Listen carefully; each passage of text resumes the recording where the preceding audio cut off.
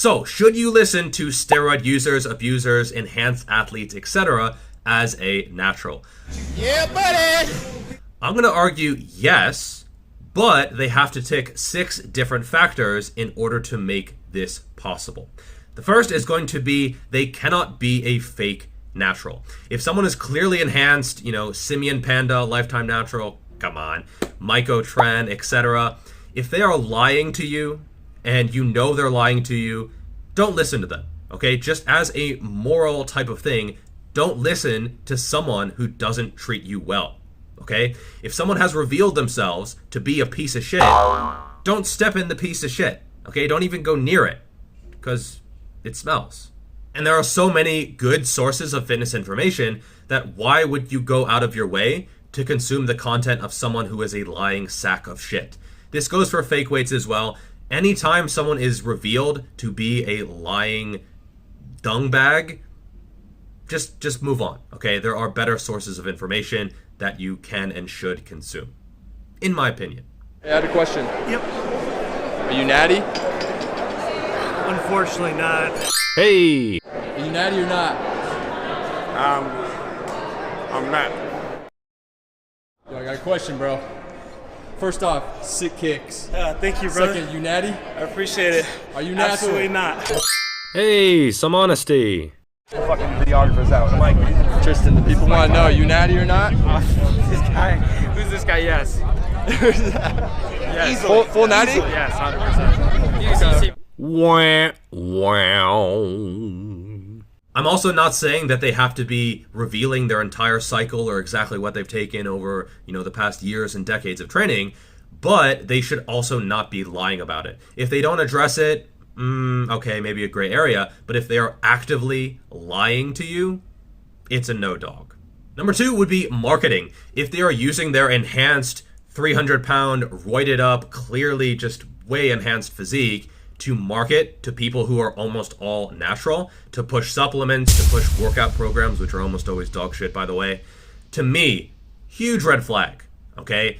It's okay to be unnatural, but to really excessively use that and to pop your shirt at every conceivable opportunity, no, that kind of grinds my gears, and when I see that, it definitely invalidates them as a source. Third, they should have spent a good deal of time as a natural before hopping to the dark side of things.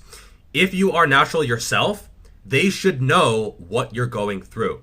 Steroids change things so freaking much that if you use them, it makes it possible to have a completely shitty program and still get phenomenal results. So they should be able to have a great physique naturally in order to have them be a legit source. And a lot of enhanced athletes, if you take away the gear, they have nothing. They've always trained with gear. They hopped on, testosterone and D-ball and DECA and all these other gear components things at like 16, 17 years old, which is a lot more common than you might think. And they've never learned how to train naturally. And you see this with guys who make very, very poor training decisions that might, pop a pec. Would I want someone like that coaching me or training me? No.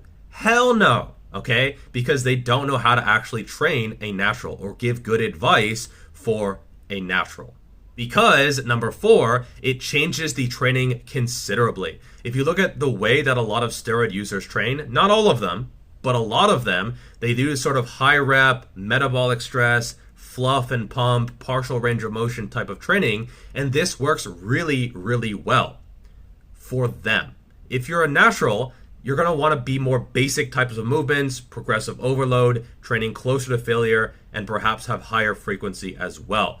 So you're just going to have to work harder as a natural. You can get away with a lot of stuff if you take steroids that are nowhere close to optimal. They either allow you to train harder or less hard and still get better and faster results. Next, number 5, it changes your perspective on what a good physique is or on what a good level of strength is. I get told that I am small all the time online, and I know these people have some serious body dysmorphia issues. They think that 17-inch arms are like achievable after a year because that's all they see on Instagram, which is a lot of fake naturals and a lot of just enhanced athletes in general. And there are a lot of guys who take this bigger is better mentality and apply it to everyone. They think that, Chris Bumstead is the best physique ever, and of course, everyone wants to look like Chris Bumstead, right? Or in the IFBB scene, bigger is always better. It is a game of mass on that ass. And that's just not the case for the average person. In the IFBB, Ronnie Coleman is the peak, Big Ramy is the peak, but to the average person on the street, they would rather be skinny fat than look like that.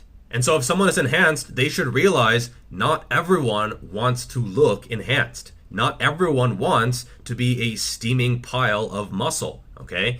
Some people just want to look athletic or lean or in shape, okay? Not everyone wants to look like a bodybuilder. And I think a lot of people are thinking of a certain person, Greg Doucette.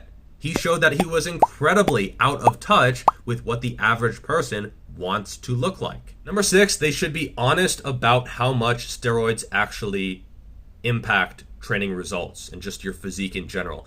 I see a lot of people downplay the use of steroids, especially with regard to themselves. They think it's just icing on the cake. They think it's just a small addition. It adds a little bit of polish. It makes you retain water. It helps recovery a little bit, helps with the tissue damage. No, okay? Whenever I hear someone do that, like, oh yeah, I was 200 pounds before steroids, now I'm 280, and maybe 10 pounds of that was steroids, fuck off, okay? The minute I hear that, my respect goes from like average respect levels to 0. Absolutely 0. Because I know what they're doing, and they're either lying to themselves or to everyone else. Here's a comment that I saw when I was researching this video. Nice one. I'd personally report that steroids affects more than just recovery. Duh. All of my big lifts increased by nearly 500 pounds combined, squat, bench, deadlift, after a 12-week cycle. As a hard gainer in my 20s, I put on 45 pounds on my first cycle. Deca test D-ball even after 5 years of solid training as a base. Not promoting gear, as I ended up losing a lot of that mass and strength and took years, even after just one 12-week cycle, to regain normal test levels. But can see why some folks get hooked and blast and cruise year round. So anyone who is like, yeah, they add a little bit, 500 pounds on your powerlifting total in 12 weeks. That's why you blow up your pec or blow up your bicep or whatever, because you can gain so much more strength so much more quickly that stuff just starts to pop. I've heard some people say like, oh, it just helps with the bloat, it helps with your leverages, it just repairs the tissue damage, man, it doesn't actually change anything, it just helps you recover.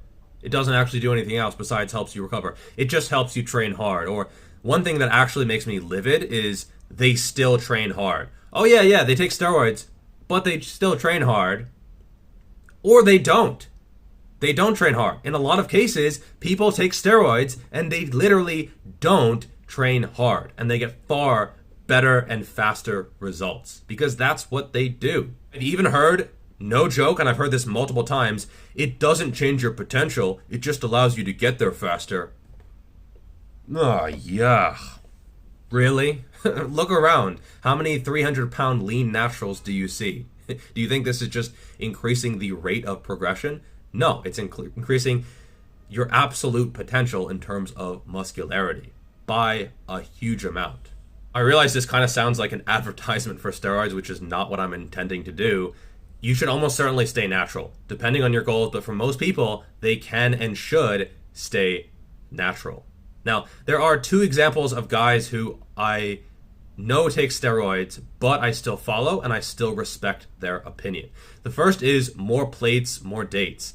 He is not a fake natural. He doesn't, use his physique excessively. I mean, occasionally those delicious delts pop out, but it's not like he's, flaunting them in our faces or anything. For me, he ticks all these boxes. He doesn't excessively glorify them or downplay them. He's realistic about them. He doesn't seem like he's excessively promoting them. And, for me, he is still a very good source because he's being intellectually honest about what they actually do.